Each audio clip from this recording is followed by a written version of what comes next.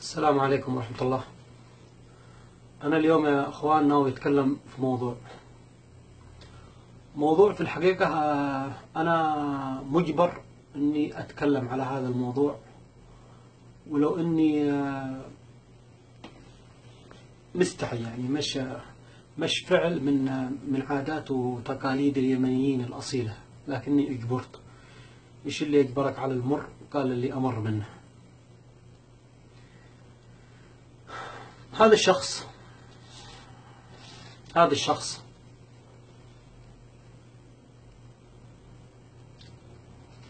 الكثير منكم بيعرفوه، أسعد الشرعي. أسعد الشرعي معروف بوسائل التواصل الاجتماعي.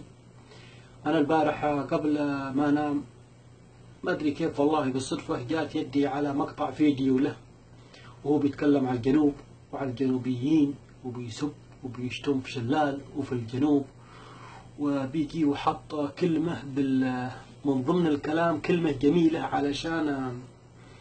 علشان يكسب فيها بعض التعاطف من بعض الجنوبيين، وكأنه بيقول كلمة حق، وهو ما بيقول كلمة حق، بيقول كلمة باطل. وقال انها استعد للقاء جيدا وكان المقص حاضر معه، وقص العلم الجنوبي ونزل وحطه تحت الكفر حق السيارة ودعس عليه. أنا اليوم أقول له يا أستاذ أسعد، بلاش أستاذ، كثير فيك أستاذ، بس هي زلة لسان، أنت ما أنت أستاذ ولا أنت قريب من الصفة الأخلاقية. أنا أقول له اليوم، وأنا اليوم أيضا استعديت جيدا للرد عليك. أنت بتعتقد أنك إنسان فصيح وبليغ وكثير كلام، وأن ما لحد القدرة أنه يرد عليك. لا، برد عليك وبوقفك عند حدك، وبأثبت للجميع أنك إنسان غير محترم. العلم الجنوبي قد نختلف حول مضمونه مما بين مؤيد ومعارض، ولكن الحقيقة الثابتة أن العلم الجنوبي، هذا العلم، علم الجنوب،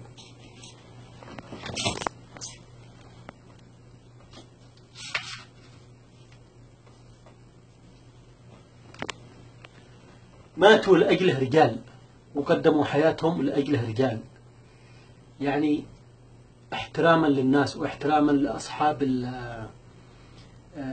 الطموحات اللي بيسعوا لأجل رفع هذا العلم عاليا في المحافل الدولية وإعادة استقلال. أنا قد يكون موقفي أني أدعو الله أن يصلح شأن اليمن موحدا أو يمنين، لكن نظل نحترم هذا العلم. تقطيعه ودعسه بالسيارة مش مرجله. العلم الآخر، علم الجمهورية اليمنية،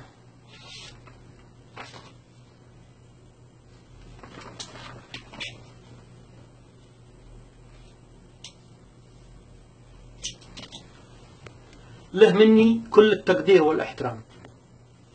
هذا علم أخواننا وهذا علمنا، ولازلنا الآن كلنا شئنا أم أبينا كلمة حق، لازلنا تحت هذا العلم. هذا العلم أنا عندما أهانوه ناس بعدا نزلت منشور وانتقدتهم بكل ما استطعت، عندما حطوه على الزفلت وعملوا نقطة تفتيش وبمر السيارات عليه، لأنه عيب. العلم الشمالي ماتوا لأجله أيضا رجال، وهذا ماتوا لأجله أيضا رجال.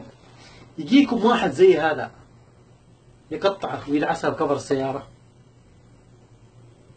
هذا الإنسان قبل يمكن شهر أو شهرين استضافوه ببرنامج الاتجاه المعاكس، وقام يتطاول على السعودية وعلى علماء السعودية وعلى وعلى وعلى وعلى وعلى. نسي هذا المخلوق أن السعودية تستضيف على أرضها ما يقارب 3 مليون عامل يمني. اسأل جدتك إليزابيث اللي أنت عندها يا شيخ أسعد، اسأل جدتك إليزابيث، قول لها كم يمني تستضيفي في دولة بريطانيا العظمى. اتصل على خالتك موزة واسألها كم يمني. كل اليمنيين اللي في قطر ممكن تجمعهم بعزبة واحدة، بينما بلاد خادم الحرمين الشريفين تستضيف أكثر من 3 مليون عامل يمني، ويعولون الشعب اليمني بأكمله. ما في شخص مننا إلا وراء أسرة أو أسرتين.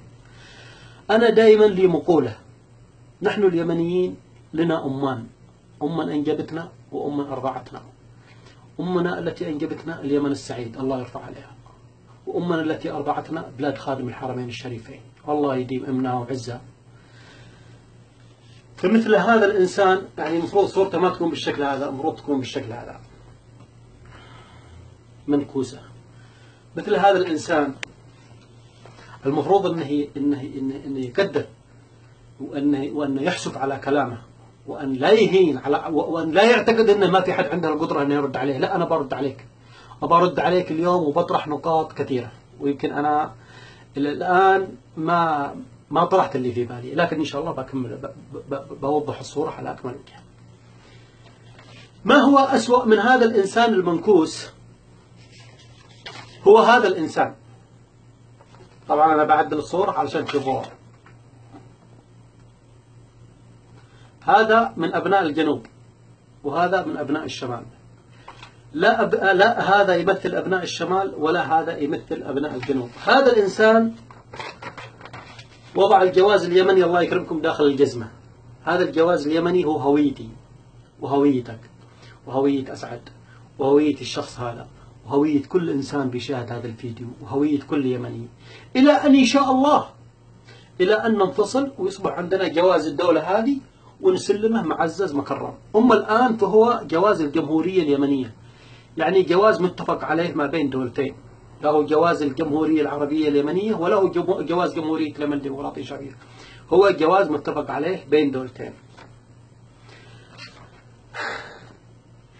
الغريب في الأمر المضحك المبكي إن هذا وهذا مغتربين في بريطانيا وشغالين سواقين تاكسي، كلهم هذول شغالين سواقين تاكسي وشاجعين بالفيسبوك مقاطع فيديو بيدوسوا الأعلام وبيدوسوا الجوازات وبيرسلوها لنا وبيأججوا المشاعر اللي أصلا الشعب اليمني مش ناقص كره ومش ناقص عداء ومش ناقص ابتلاء.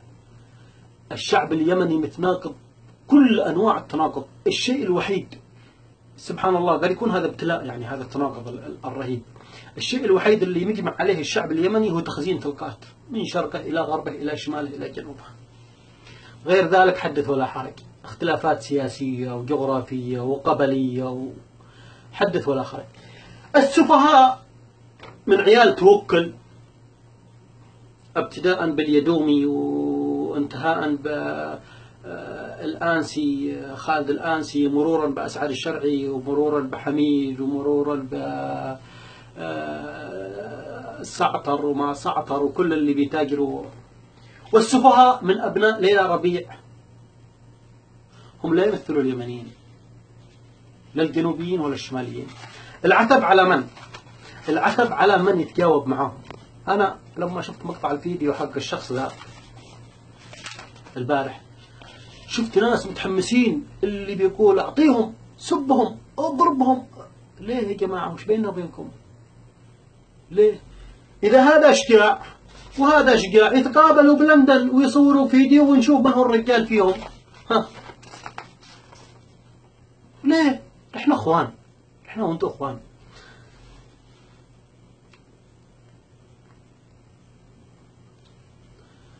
الحمد لله والشكر لله. هو تكلم كثير على الإمارات. الإمارات جات أنا من وجهة نظري إنها جات تبحث عن مصالحها أكثر مما جات تبحث عن مساعدة الجنوبيين لقرار التحرير. لو كان الإمارات يعني دولة تحرير كان حررت، ولكن لطالما الجنوبيين بيبحثوا عن مصالح مع الإماراتيين، في الشماليين بيبحثوا عن مصالح مع 20 دولة. إيران بتحكم اليمن، الحوثي ذيل من أذيال إيران مع الأسف الشديد، وكثير من الشماليين بيبحثوا عن مصالحهم مع الدول هنا وهنا وهنا وهنا وهنا وهنا. مش عيب الإنسان يبحث مع مصالحه، إذا كان هو بيسب شلال ليل ونهار، بالرغم أن شلال وعيدروس بن بريك من الناس اللي أنا مقتنع شخصيا قناعة تامة أنهم لا يمكن ينجحوا القضية الجنوبية، لا يمكن. هذا رأيي الشخصي ولا أحد يعاتبني عليه يا أخواني أبناء الجنوب. خلوني على غلطي وأنتم على صوابكم. عيدروس بن بريك والطاقم اللي ماسك القضية الجنوبية الآن طاقم فاشل، ولا عنده القدرة على إدارة القضية ولا حقق أي انتصار. دخلنا السنة 11 من عام 2007 إلى عام 2018 على أبواب الدخول 2018. البيض قال، باعهم طلع، عيدروس نزل، شلال راح، بن بريك جاء، مدري، ولا أي منجز أممي. اللهم أكثر منجز أممي أنهم حققوه أنهم تعرفوا على فنادق دبي وفنادق أبو ظبي. أيضا لي مقولة أنا دائما بكررها، اللي منتظر الانفصال أنه يتم إعلانه من فنادق دبي أو من فنادق أبو ظبي هو مثله كمثل الذي منتظر الانفصال أنه يتم إعلانه من باب اليمن. الحرية تنتزع ولا توهب. كان عليهم أن يكونوا في الشارع وأن يبحثوا عن طريق آخر. الإمارات جاءت إلى الجنوب بصراحة، يعني أنا هذا رأيي، أنها جاءت الغرض لكي تحصل على العذراء، وأنتم عارفين وش هي العذراء. العذراء هذيك اللي لسه ما حد لمسها، العزيزة الغالية، وجاءت تدور مصالحها. في الأول وفي الأخير الإمارات دولة تجارية، الإمارات دولة تجارية، وجاءت تحقق مصالح، رأت فيها فرصة، جاءت لقت الشعب اليمني مفكفك. ما علينا من هذا الكلام. هذا الشخص، نرجع علشان نختم الموضوع علشان ما يطول الفيديو. هذا الشخص وهذا الشخص والله ما يمثلونا، لا يمثلوا، هذا ما يمثل الجنوبيين، وهذا ما يمثل أبناء تعز. أبناء تعز يا جماعة، يا جماعة، تعز الله يحفظكم، على عيني وعلى راسي اليمن كله. بس لما نقول تعز أنتم عارفين وش معنى تعز. تعز عدد المثقفين فيها والمهندسين والأطباء أكثر من عدد طلاب الابتدائية في كل اليمن. تعز بلاد 7 مليون أو 8 مليون، يعني يجي يتكلم باسمهم واحد زي هذا ونلاقي ناس بيأيدوه، بالرغم ان الشخص هذا ما كان بيني وبين الصداقه فيسبوكيه، وبعثت له انا رساله وطلبت منه انه يضيفني عنده واضافني فعلا، وحصلت بيني وبينه رسائل صوتيه. بعدين عتب وما عتب، وانتقدته على بعض امور، وشفته انه مستمر في تماديه، في سب عيدروس وفي سب الجنوب وفي دعس، يعني تصرفات صبيانيه، مش عنده نقد محترم، ما عنده نقد محترم. أنا سبق وانتقدت قبلها، انتقدت الإمارات عندما، ولو عدتوا إلى صفحتي بتلقوا انتقادي للناس اللي دعسوا على العلم اليمني.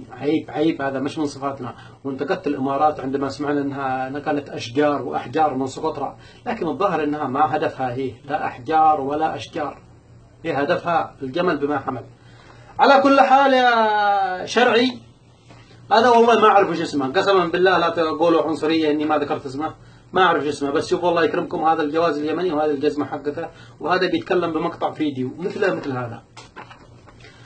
على كل حال أنتم لا تمثلونا يا عيال ليلى ربيع ويا عيال توكل كرمان. نحن قضيتنا مع أبناء المحافظات الشمالية قضية وطن، وقضية جوهرية، وقضية سيادة، وقضية دماء شهداء وناس قتلوا لأجل هدف معين، والشعب مستمر حتى يحقق مراده. أما هذا مثل ما أنت كنت مستعد البارح بالمقص يا أسعد، أنا الليلة مستعد.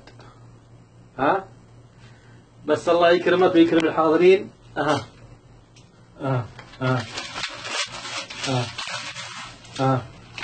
شوف لا تحسب انك شاطر وانك بتدخل سيارتك وبتصور، وهذا جنبك، هذا جنبك.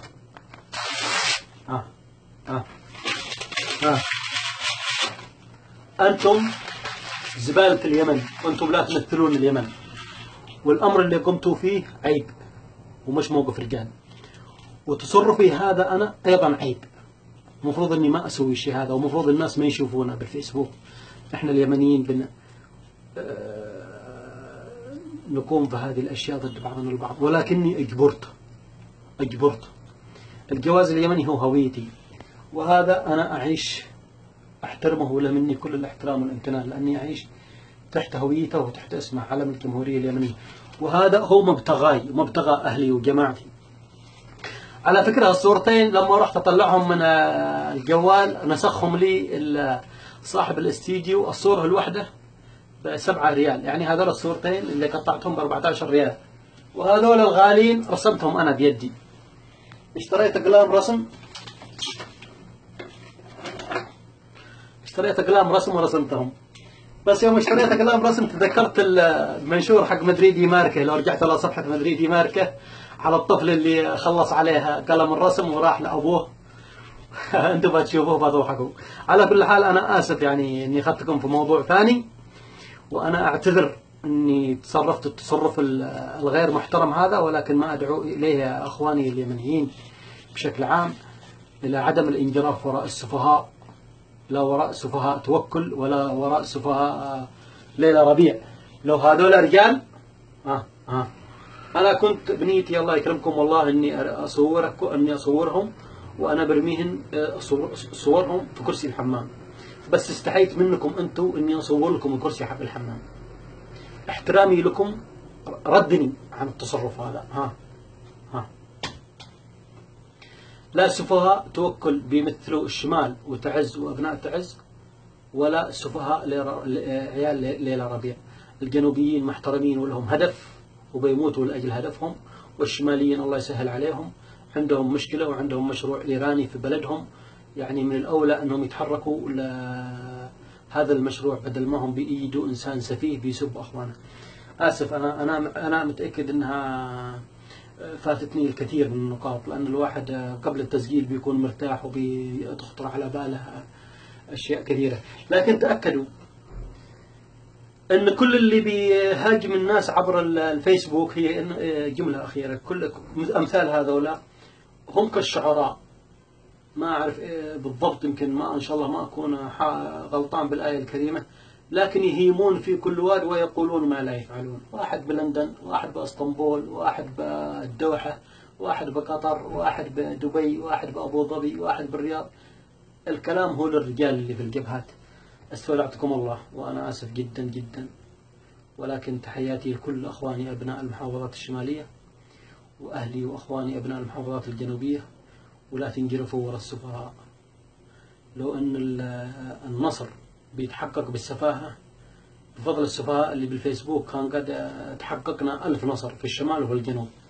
على كل حال استودعتكم الله، آسف جدا يا جماعة، آسف إني تصرفت التصرف هذا، ولكن ما باليد حيلة. تعز غالية علينا وما أبغى أجرح أبناء تعز، ما أبغى أجرح أبناء الشمال، لكن لازم أرد على المدعو هذا مثل ما أنا أضفت إلى ردي على